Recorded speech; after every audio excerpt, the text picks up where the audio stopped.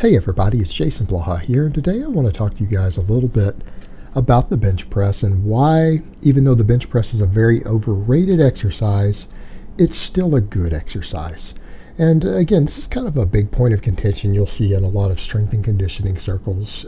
People will argue about that fact. They will argue that, look, we all know the best exercises for putting on as much strength in your body and as much size as humanly possible are exercises in which you have to pretty much stand, exercises in which you have to maintain your balance in some way against an external resistance that utilize both the upper body and the lower body and your entire core simultaneously. Perfect examples: squats of any type, front squats, back squats, even a Zercher squat, a squat, deadlifts, and by deadlifts, any type of deadlift. Doesn't matter what the type of deadlift is.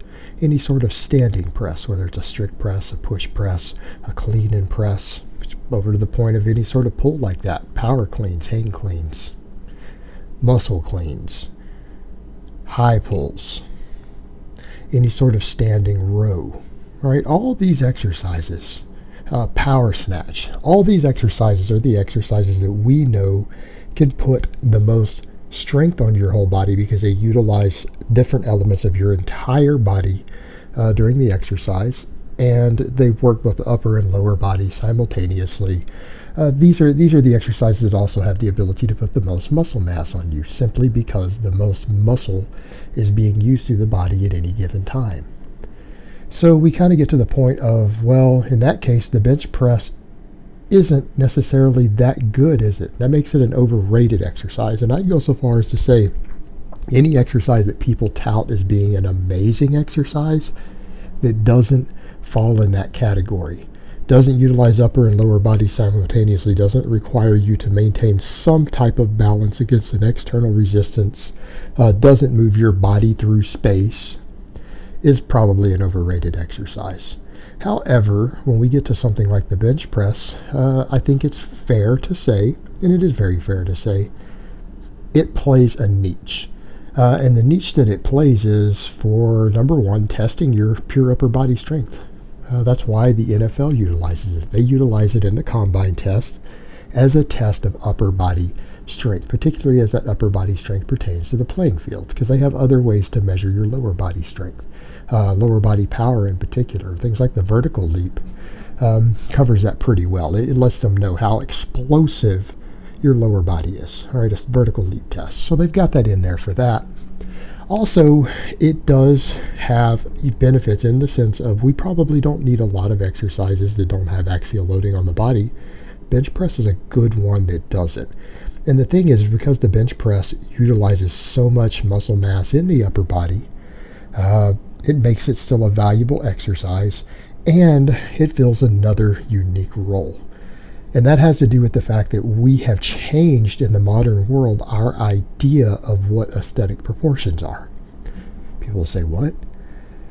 All right, historically, people didn't have a way to really build their pectorals up to be disproportionately large to things like their shoulders, triceps, things like that. In other words, most of the pressing that people did was going to be more shoulder dominant. It was going to be tricep dominant in comparison to the chest, various forms of overhead pressing. Over time, with the advent of the bench press itself, what has happened?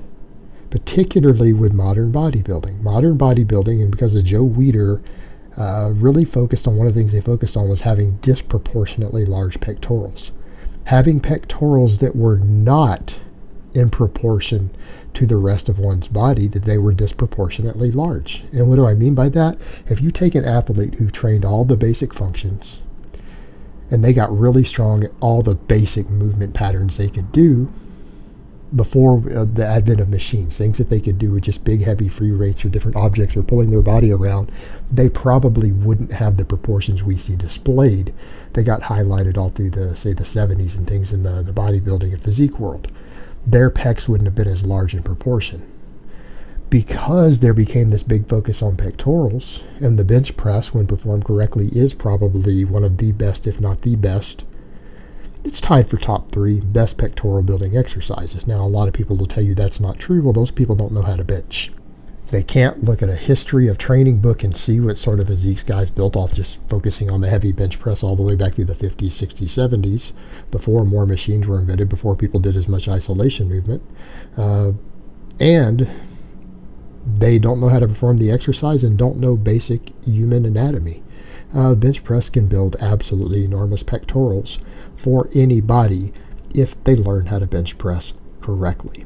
The only time you see people who claim the bench press doesn't make their chest grow, they don't know how to perform the exercise. And I don't mean perform the exercise even for bodybuilding purposes. I mean perform the exercise correctly. When it's done correctly with your scapula pulled together and touching the bar to your chest and then pressing from a dead stop off your chest, if you get strong on the bench press, your chest is going to grow. So because of this, it still fills a niche because everyone bench presses now, because those proportions are considered to be what is expected. That's what's expected in the modern training world in general as a carryover from bodybuilding. That makes the bench press a very, very valuable exercise. Now, we could argue about dips versus the bench press, sure, but not everyone can dip safely. Not everyone's structurally built to perform a heavy-weighted dip, unfortunately. Everybody can bench press who doesn't have an injury. Again, if they can perform the exercise correctly. So when you look at it from that perspective of the fact that it is actually a very, very strong upper body exercise, probably works more muscles in the upper body, again, when it's performed correctly than any other exercise out there. And yes, I believe that includes even when compared to dumbbells. It allows for a great deal of overload in the upper body, particularly the pectorals, chest, triceps, a lot of little stabilizers. It's a great exercise if that is your goal. We could argue from a total field strength, field performance for various field athletes, contact sport athletes, maybe it's not as good. And it isn't as good as a lot of other exercises out there that you do standing on your feet. But because of modern trends in what's considered to be an acceptable physique, acceptable aesthetics, and because the exercise is popularly done as a show of strength among young men, that brings it back to being a relatively useful exercise, if again for no other reason than the ability to claim a feat of strength or a basic performance standard when compared to other people.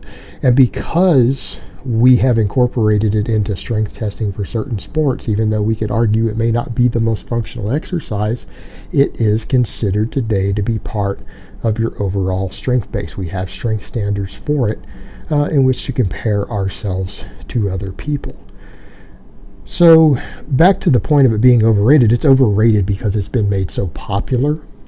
It's overrated because so many people care about what you bench press.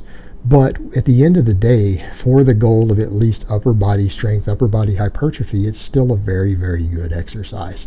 And that's a point that we can't forget. The problem is that we have people now who honestly have gone so far the other direction, again, bodybuilding trends and everything else, that people legitimately believe that it's not an amazing pectoral and upper body hypertrophy exercise when it actually is. It absolutely is. It's absolutely one of the best exercises someone could do if their goal was to get their chest and triceps as big as possible. Again, if people are willing to perform it correctly. So really the reality is somewhere between the two extremes. The reality is that no, it's not the most amazing exercise ever. No, it's not the most important exercise ever if your goal is overall strength. But for people who, again, still want to look good on strength standards, they still want to have a very popular exercise they compare to other people. And at the end of the day, we all know that no matter what we train for, we're always going to be compared to other people. Our strength is always going to be compared to that of other guys. Doesn't matter what your claimed goal is for training, even if you do it for yourself, people are going to compare you in the gym. People are going to compare you in YouTube videos. And, this exercise has been inflated in regards to all that. So what I would tell most people, you know what, at the end of the day, because of that, you might as well do it. Furthermore, if you don't want people to ask, do you even lift because your chest is too small, again, you should probably go ahead and do it. Doesn't mean it's the greatest exercise ever, but it's still a good exercise, and it's still a good upper body exercise if you want to look at it from that perspective. I would never say any exercise that only works the upper body or the lower body is a great exercise. I would never say that, but it's still a good exercise. Alright guys, but that's really all I have to say on that today. I hope it's been informative, and I will talk to you guys next time.